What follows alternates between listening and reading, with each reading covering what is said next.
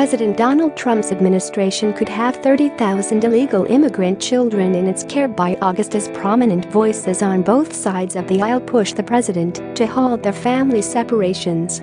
Trump's push to decrease the number of illegal border crossings has resulted in the Department of Health and Human Services taking in about 250 children per day, a senior administration official told the Washington Examiner.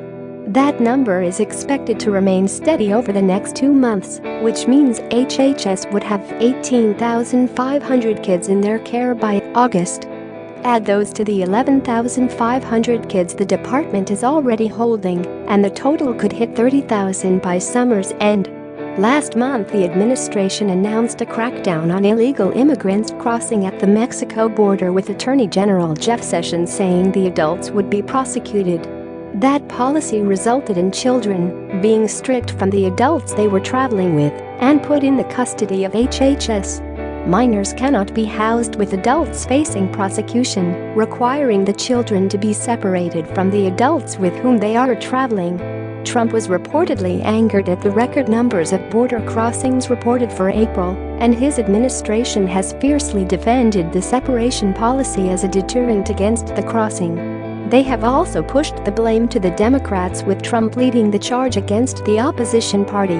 "Why don't the Democrats give us the votes to fix the world's worst immigration laws?" he tweeted Monday morning.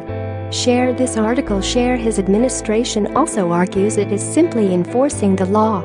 Additionally, the Trump administration is moving forward with a plan to tentatively house children in tent cities located on 3 Texas military bases due to housing shortage for the minors. Health and Human Services is running out of space because of the implications of the zero-tolerance policy, but also because we continue to see this uptick in numbers, an official told the Washington Examiner last week. HHS officials are looking at Fort Bliss near El Paso, Dyess Air Force Base in Abilene, and Goodfellow Air Force Base in San Angelo. Democrats and an increasing number of Republicans have argued that Trump can stop the separation policy at any time with a flick of his executive pen. President Bill Clinton on Sunday denounced the practice as a way to leverage Democrats into accepting immigration limits and legislation they would otherwise oppose. "These children should not be a negotiating tool," he wrote on Twitter, "and reuniting them with their families would reaffirm America's belief in and support for all parents who love their children." Hillary Clinton retweeted that message, adding, "Yes." Meanwhile, a growing chorus of Republican voices have joined in with Democrats to encourage Trump to rethink the separation policy. Even First Lady Melania Trump weighed in, with her office telling the DailyMail.com and other news outlets that Mrs. Trump hates to see children separated from their families and hopes both sides of the aisle can finally come together to achieve successful immigration reform.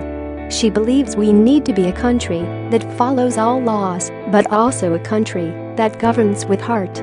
And former First Lady Laura Bush decried the policy in an op-ed published in the Washington Post this weekend. "I live in a border state. I appreciate the need to enforce and protect our international boundaries, but this zero-tolerance policy is cruel. It is immoral. And it breaks my heart." In 2018, can we not as a nation find a kinder, more compassionate and more moral answer to this current crisis? I, for one, believe we can. And Republican Senator Lindsey Graham said on CNN on Friday President Trump could stop this policy with a phone call.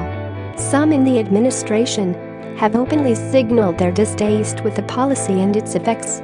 As a mother, as a Catholic, as somebody who's got a conscience. I will tell you that nobody likes this policy, Trump counselor Kellyanne Conway said Sunday on Meet the Press. She also tossed the political hot potato down Pennsylvania Avenue to Capitol Hill. Congress passed the law that it is a crime to enter this country illegally, she added. So if they don't like that law, they should change it. The president is expected to meet with the entire GOP caucus Tuesday in Congress to drive congressional Republicans toward either of 2 immigration bills stuck in legislative purgatory.